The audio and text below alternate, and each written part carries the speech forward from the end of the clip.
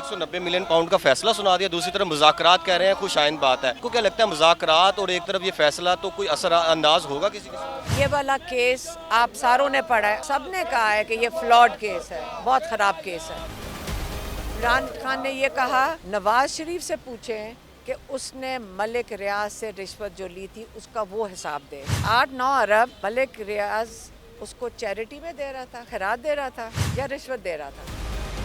खान साहब जो है वो मान नहीं रहे, उन्होंने कहा ये जा रहा है, ऑफर दी जा रही है कि आप बनी गाला में चले जाएं हाउस अरेस्ट के लिए। फिर तो यहाँ कोई चीज़ नहीं है। सबसे अच्छी बात आजकल पाकिस्तान में ये है, हम सारे के सारे सीक्रेट एजेंसीज बन चुके हैं। हम भी यही सुन रहे हैं, जो आप सुन रहे हैं हम भी यही सुन रहे हैं, लेकिन कोई लिख के नहीं उन्होंने दिया। किसी आज भी बीमार हम नहीं मानते। आपको पता है मैं यही कह रही हूँ, बीमार हो जाते हैं। शर्म करो। हम पिछले 20 महीनों से ये देख रहे हैं, हम कितने 100 लोगों की वक्त ज़ाया करते हैं। जब इन्होंने जमानत खारिज करनी होती किसी की, तब वो रिकॉर्ड लेके पेश भी करवा देते हैं। ट्रायल के लिए भी रिकॉर्ड जो है जेल में पेश किया जा रहा है। हमारी खारिज करनी होती क्या? अगर हमारे भाई जेल में बैठ सकते हैं तो हमें भी जेल में डाल दें।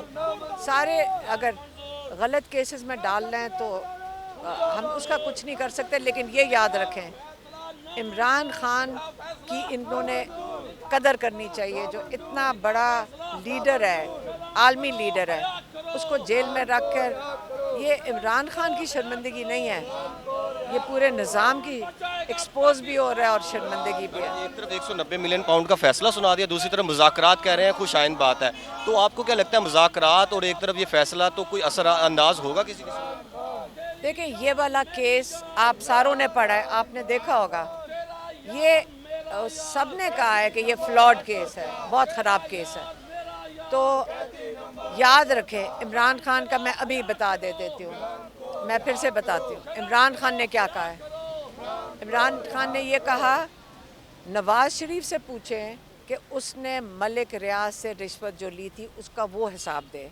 क्योंकि याद रखें, ये केस को ये जो नेशनल क्राइम एजेंसी यूके ने ये पैसे क्यों बंद किए थे, मलिक रियाज के अकाउंट फ्रीज़ कर दिए, इसलिए उन्होंने कहा ये बड़ी मशकूक एक ट्रांजैक्शन हुई है कि 20-22 मिलियन पाउंड की अपार्टमेंट 1 हाइड पार्क उसका एड्रेस है, आप खुद चेक कर लें।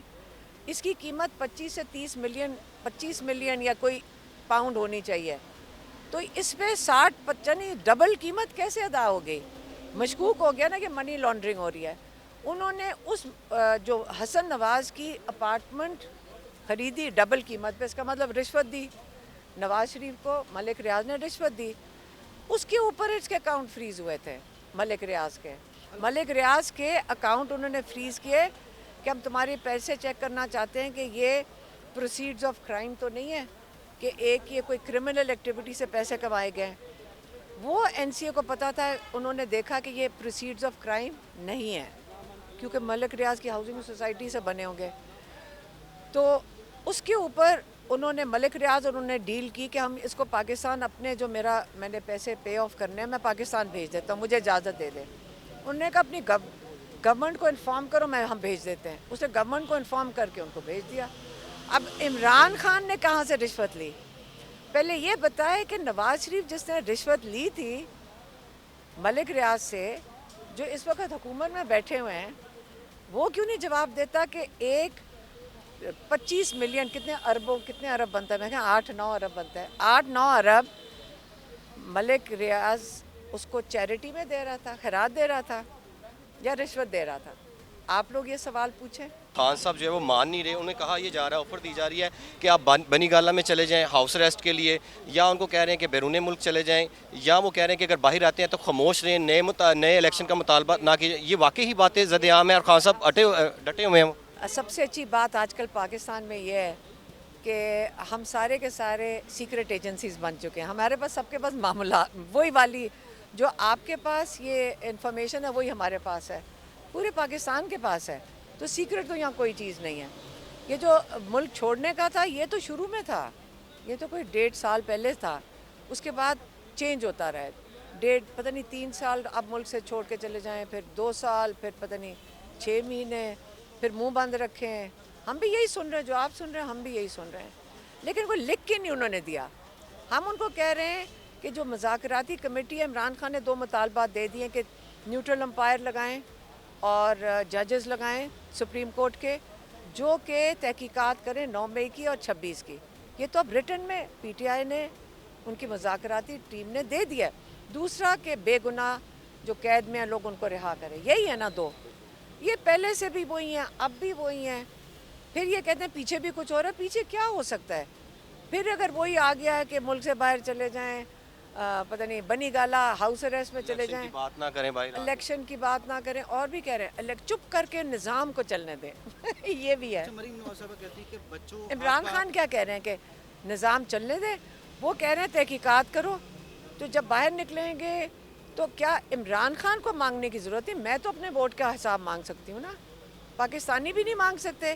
آپ آئین پڑھیں. آئین کہتے ہیں ایک ایک ووٹ کا تحفظ کرنا ہے. آئین نے ہمیں تحفظ دیا ہے.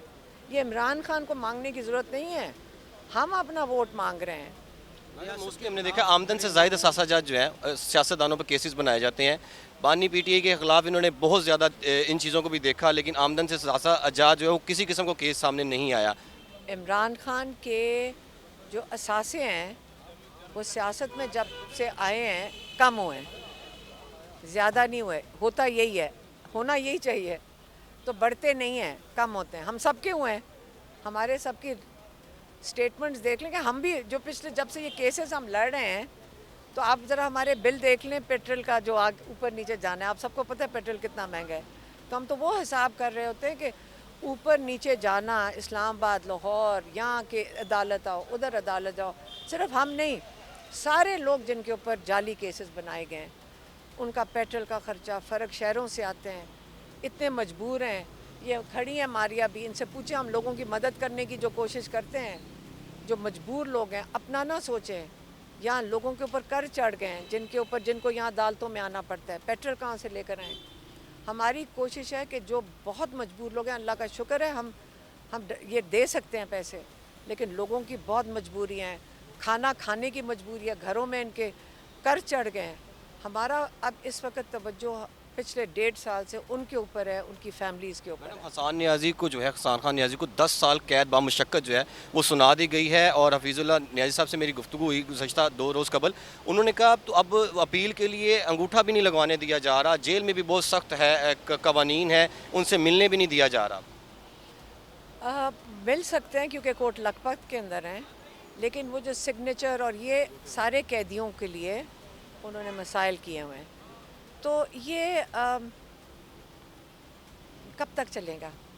ظلم کا نظام عمران خان کہتے ہیں نہیں چل سکتا.